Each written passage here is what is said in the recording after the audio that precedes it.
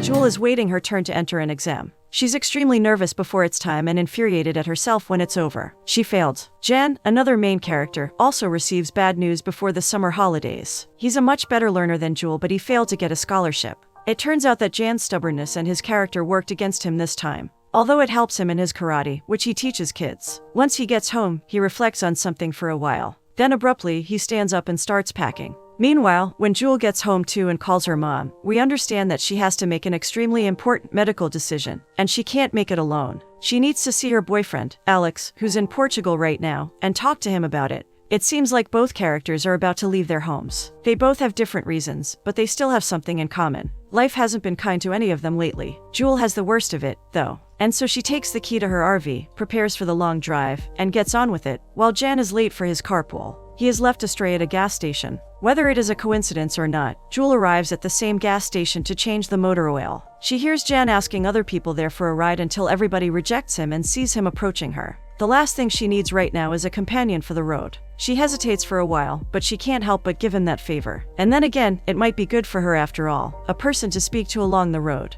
Jewel shows him around the RV, introduces herself, and they drive away. Moving on, they gradually get to know each other better through their small talk. However, their conversation jumps from being very ordinary to intimate pretty quickly. We understand that Jewel acquired this vehicle when her brother died and that Jan is planning to go to Spain by bus to visit his father. They are 24 years old, giving Jan some material to make a clumsy joke. He says that they have 3 years until they can follow the paths of Kurt Cobain, Janis Joplin, and such. To his the joke doesn't land. The last thing Jewel wants to hear about right now. Unfortunately, her silence isn't enough to hint at Jan to stop talking about it, so he continues, changing his tone. He starts judging people who take their own.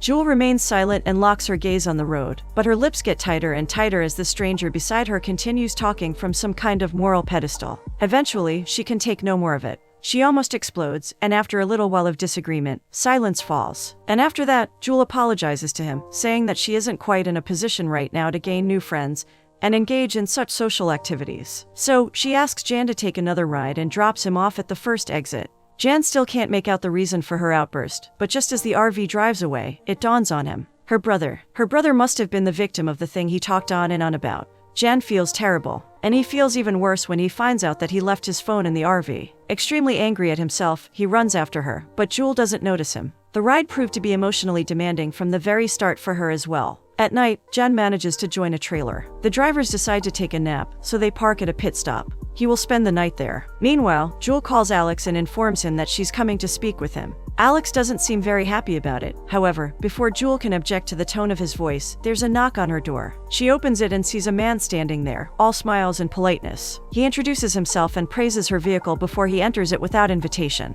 Jewel doesn't get suspicious. She follows him as the man continues talking about the model of her car. Finally, he asks for a glass of water, which Jewel fetches, hoping that afterward he will leave. However, the man lingers on and on. Eventually, Jewel gets frustrated and rudely tells him to leave. Without a word, the man stands up and goes toward the door, but instead of leaving, he closes it. This is the moment when Jewel finally feels endangered. She threatens to call the police, but her phone is instantly snatched from her fingers. She has no means to protect herself. By some wild chance, in the next scene, Jan comes out of a public restroom and sees her RV. It seems like they both ended up at the same pit stop. He remembers his phone and approaches the vehicle. He hears voices coming out as Jewel nervously tells the man to stop. Jan knocks hard on the door and enters. He shouts at the man to get out of the car. This time, the man leaves, seeing that he cannot beat him in a fight. He is afraid of being arrested. Jewel, however, remembers her phone, which is still in his hands, and so Jan goes after him. The man doesn't know what to do, so he attacks Jan. They engage in a fight in which Jan seems a little superior, but Jewel is so nervous and panicked that she quickly gets her pepper spray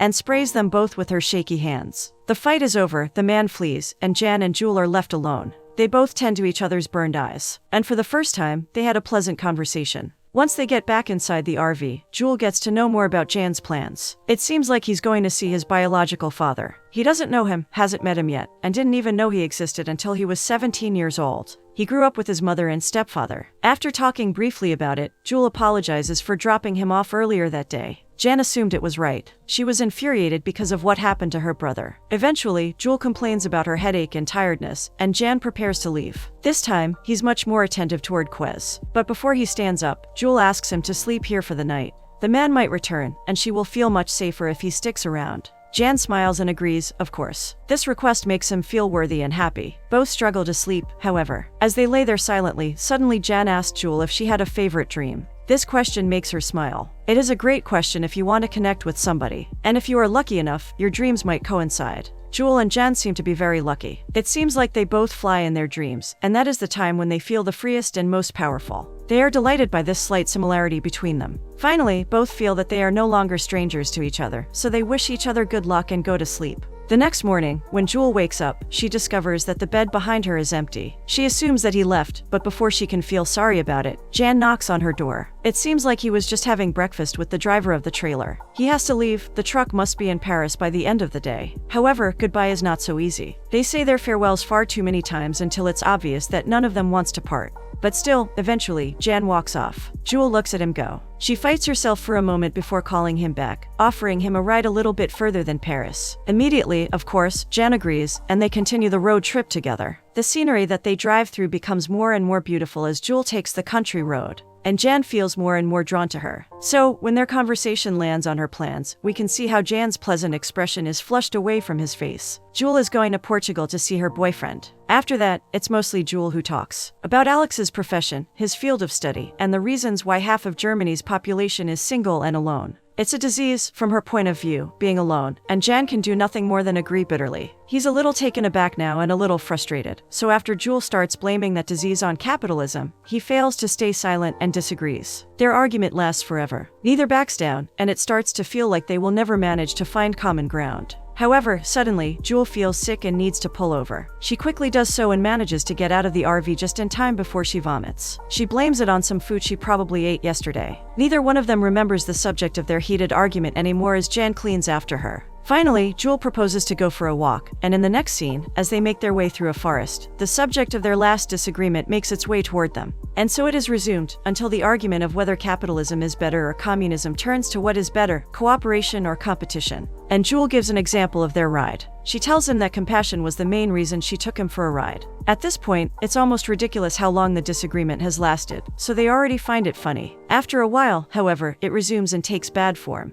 To prove his point, Jan uses the example of the man who tried to hurt Jewel earlier, and it upsets her. But eventually, hunger ends the disagreement this time. They get back, amused and in a great mood, cook some pasta, eat, and get back on the road again. Soon, after driving across Germany's countryside, they arrive at Cologne, the place where Jan has to catch the bus going to Spain. At first, they are happy to see the great cathedral, but Jewel realizes that their ways are about to separate just as she was getting used to him. And so she offers to get him another 300 miles further, not out of pity. They leave Germany without any more heated arguments and reach Belgium. That afternoon, they reach a camping site and stay there until the next morning. In the evening, they prepare supper and eat together. Jewel brings up the subject of the importance of cooperation and how the system forces the idea of competition upon the whole world, but they do not talk about it any further. Instead, Jewel asks him how he feels about meeting his biological father. He's not worried at all, as it seems. Even more, he feels inclined to tell Jewel the full story of how he found out about everything. His stepfather never showed any affection for him. He treated Jan with loathing and disgust. Little Jan thought that the fault was in him, but one time, at a family gathering, when he looked over the relatives of his stepfather, suddenly it dawned on him.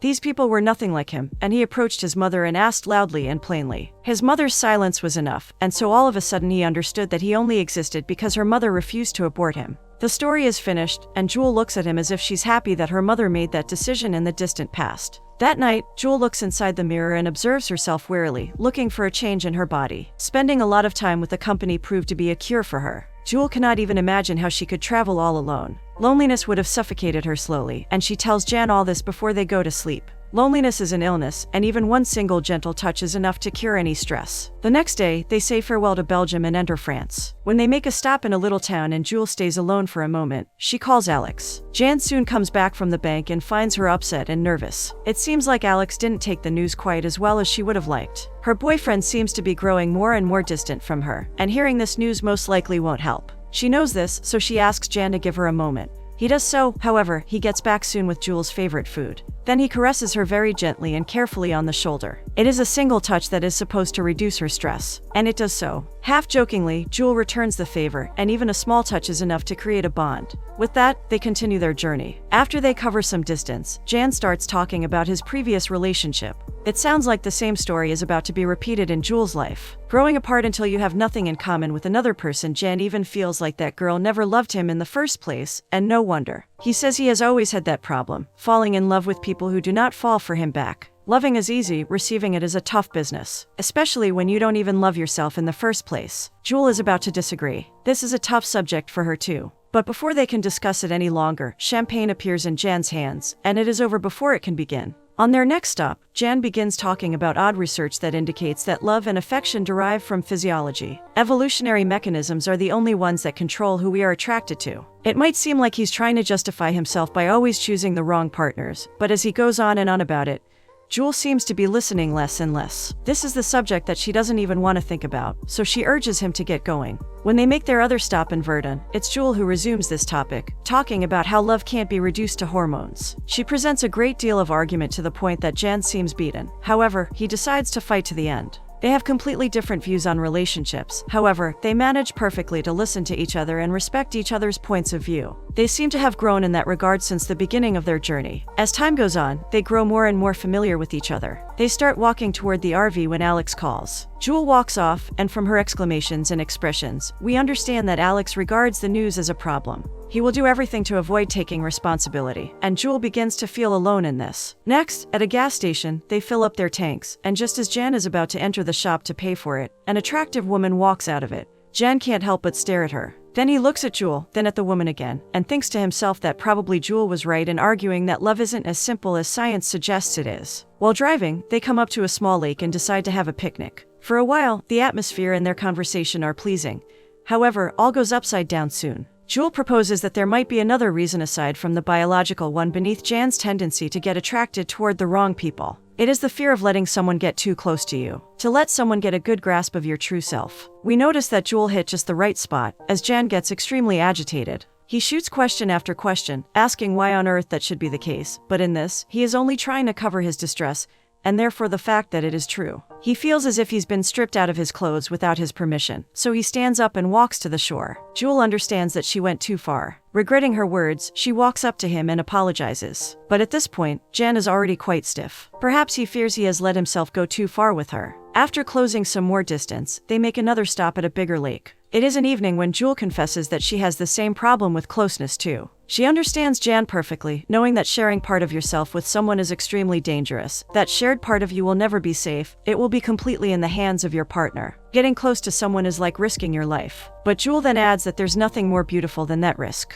Humans are lonely in birth and death, but not in life. And a feeling of belonging to someone, feeling at home with someone is the best thing that life has to offer. It is no wonder it requires a huge risk on both sides. Jan agrees. He knows that Jewel is almost opening his mouth and telling his story. The next morning, after all the conversations and all the time spent with each other, they both discovered themselves, smiling while gazing at each other in secret. The process of their merging began long ago, and it still works its machines without them even knowing. That day, they came up to a monastery. After walking between its empty halls, they sit down near the altar, and the atmosphere inspires the next topic of discussion: marriage. People, religious or not, still to this day get married in a church. But as Jan argues, half of those marriages end in divorce, and the reason for the highest portion of them is infidelity, or a lack of desire. Soon their conversation takes on an unfitting form for church.